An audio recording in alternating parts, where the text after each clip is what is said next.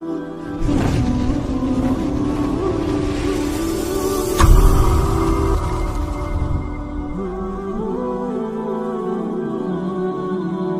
بڑے ہو جائیں نا, بیٹی ہے ان کی شادی کرو, بیٹے ہو گئے یا تو کما کے لائے, نہیں لا رہا چلو نکلو اپنا گھر بناؤ بھائی, ہم نے پال پوس کے بڑا کر دیا, اپنا گھر بناؤ, تمیز سے الگ زندگی گزارو. بس ہماری ذمہ داری کیا ہے, یہ تھوڑی کہ ساری زندگی باپ ٹینشن سے اپنا پاگل رہے گا. یہی ہو رہا ہے آج کل, ماں باپ, بچے بڑے بھی ہو گئے, پھر ان کے مسائل ساری زندگی, پھر وہ ان کی شادی بھی ہو گئی, پھر ان کے بچے بھی ہو گئے, ساری زندگی اولاد کی ٹینشن سے ہی نہیں نکلتے. تبھی تو کہتے ہیں 2 بچے اتنی ٹینشن دے رہے ہیں اور آپ 12 کی بات کرتے ہو. تو ٹینشن مسلط کرو گے تو ایک ہی عذاب جان بن جائے گا, نہیں لوگے تو کبوتروں کی طرح ٹھیک ہے نا, بڑے ہوئے, اپنی جو آپ نے جو تعلیم دے سکتے تھے دی, پتلی گلی سے نکلو, شاباش. بہت اللہ نے دیا ہے تو چلو یار, جہاں اتنے کھا رہے ہیں تم بھی کھا لو, پڑھ لو. نہیں تو اپنے خرچے پہ بھی تو پڑھے نا. دیکھو یورپ میں کیا ہوتا ہے, لوگ اپنے خرچے پہ پڑھتے ہیں نا, ماں باپ تھوڑی اٹھاتے ہیں خرچہ. جاب بھی کر رہے ہیں, پڑھ بھی رہے ہیں, تو اپنے بیٹے کو بولو بالغ ہو گیا بھائی, تو کوئی ریڑی ویڑی لگا, ٹماٹر بیچ اور اپنی فیس بھی ادا کر, دن میں پڑھے گا اور پھر زیادہ اچھا پڑھے گا. آج کل جو پڑھ نہیں رہے نا بچے, وجہ اس کی یہ ہے کہ ساری ذمہ داری ماں باپ کی ہے, ان کو پیڑے کھانے کے علاوہ کوئی کام نہیں ہے. تو جب سر پہ پڑتی نہیں ہے تو کیسے. ہمارے اس محلے میں ایک بہت بڑا ٹھیکیدار ہے, کروڑ پتی آدمی ہوگا. مجھے اس نے اپنا واقعہ سنایا کہ میں پوستی ترین انسان تھا, معذرت کے ساتھ اس کے الفاظ ایسے ہی تھے, بہت سست آدمی تھا, کچھ نہیں کرتا تھا آوارہ گردی کے علاوہ, گٹر کے ڈھکن پہ بیٹھا ہوا ہے کہیں, ادھر گٹکا کھانا, یہ سارے کام تھے. جیسے آوارہ باپ تھا, پیسے والا آدمی. کہہ رہے ایک دن باپ نے میرے سامنے سے کھانے کی پلیٹ ہٹا دی اور مجھے کہا کہ تو جوان ہو گیا ہے, اب جب تک گھر میں کما کے لائے گا نہیں نا, تجھے کھانے کی بھی اجازت نہیں ہے.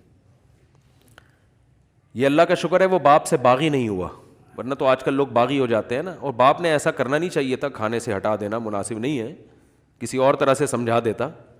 لیکن بہرحال بعض اینٹی بائیوٹک ایسی ہوتی ہیں, ان کے سائڈ افیکٹ کم ہوتے ہیں اور فائدے زیادہ. یہ غیرت مند آدمی تھا. باپ نے جب کھانے کی پلیٹ ہٹائی ہے, اس نے کہا تو جوان ہو گیا, تجھے شرم نہیں آتی, کب تک کھاتا رہے گا اس طرح, اب تو تیری کمانے کی عمر ہے. کہہ رہے میرے باپ کا مجھ پر بہت بڑا احسان ہوا کہ اس نے مجھے میرے سامنے سے کھانے کا برتن ہٹا دیے. بھوکا رہے گا, کما کے جب تک نہیں لائے گا نہیں کھائے گا یہاں پہ. کہہ رہا ہے میرے سامنے سے جب کھانا ہٹائے مجھے غیرت آئی, میں نے کہا آج کے بعد میں کسی کے سامنے ہاتھ نہیں پھیلاؤں گا, بھوکا مر جاؤں گا مگر ہاتھ نہیں پھیلاؤں گا, اور باپ کو میں کھلاؤں گا, بن کے دکھاؤں گا میں.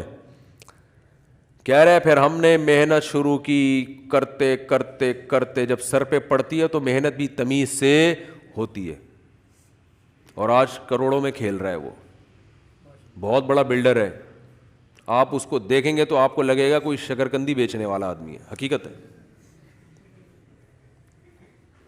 کچھ ویسا حلیہ تو وہی اسٹائل والا اس کا, لیکن بہت اللہ نے دیا.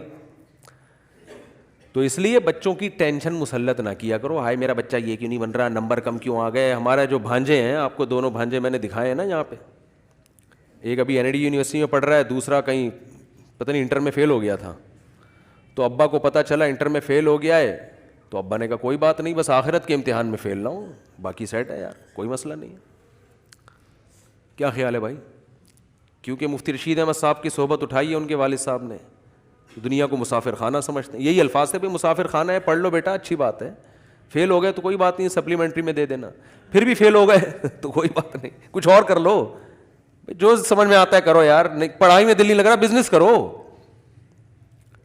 اتنی ٹینشن لیتے ہیں ماں باپ کہ یار یہ فیل کیوں ہو گیا, ڈپریشن میں جا رہے ہیں. پہلے اپنے امتحانات میں ڈپریشن الگ ہوئی ہے, اب بچوں کی ٹینشن. تبھی تو پھر کہتے ہیں ایک آدھی ہمارے لیے عذاب جان بنا ہوا ہے. تو عذاب بنانے کو چاہو گے تو ایک بن جائے گا, نہیں چاہو گے تو درجنوں میں بھی خوش بولو رہو گے. بچوں نے خود ہی پڑھنا ہوتا ہے, ٹینشن لینے کا نہیں ہے. سکون سے رہو, اطمینان سے. یہ ٹینشنیں تو خالی پیلی کی بلا وجہ کی ہیں. آپ کی سختی کرنے سے وہ پڑھ تھوڑی لے گا بچہ.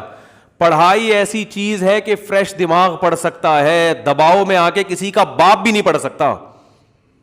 سمجھ رہے ہو؟ اگر آپ پہ دباؤ آ گیا نا, اسٹریس اور ٹینشن میں آ گئے آپ, گئی پڑھائی وڑھائی سب. یہ تو خوش مزاج لوگوں کا کام ہے پڑھنا.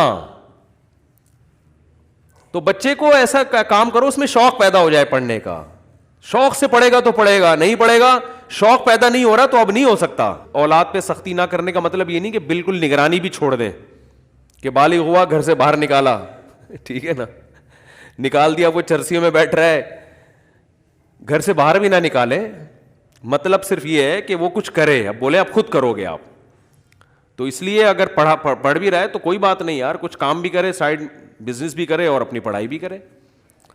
اللہ نے بہت دیا ہے اور آپ یہ سمجھتے ہو بچہ بہت نیک ہے تو اچھی بات ہے, خود خرچ کر لو اس کے اوپر. تو کوئی بھی طریقہ اختیار کیا جا سکتا ہے, لیکن ٹینشن کسی طریقے کی بھی نہیں لینی. میرا جو بیان کا مقصد ہے وہ یہ ہے. اب یہ نہیں کہ گھروں سے بچوں کو ہی نکالنا شروع کر دیں 15 سال کے, بالغ ہو گیا چل نکل یہاں سے. میرا مقصد صرف اور صرف یہ ہے کہ کسی بھی چیز کو اپنے اوپر مسلط کرنے کی ضرورت نہیں ہے. آپ کے پاس آپشن بہت زیادہ ہے. اس کام سے ٹینشن ہو رہی ہے تو یہ والے آپشن پہ آ جاؤ, اس سے ٹینشن ہو رہی ہے تو اس آپشن پہ عمل کر لو. بہت سارے آپشن ہیں, سارے ٹھیک ہیں. سمجھتے ہو کہ نہیں سمجھتے ہو؟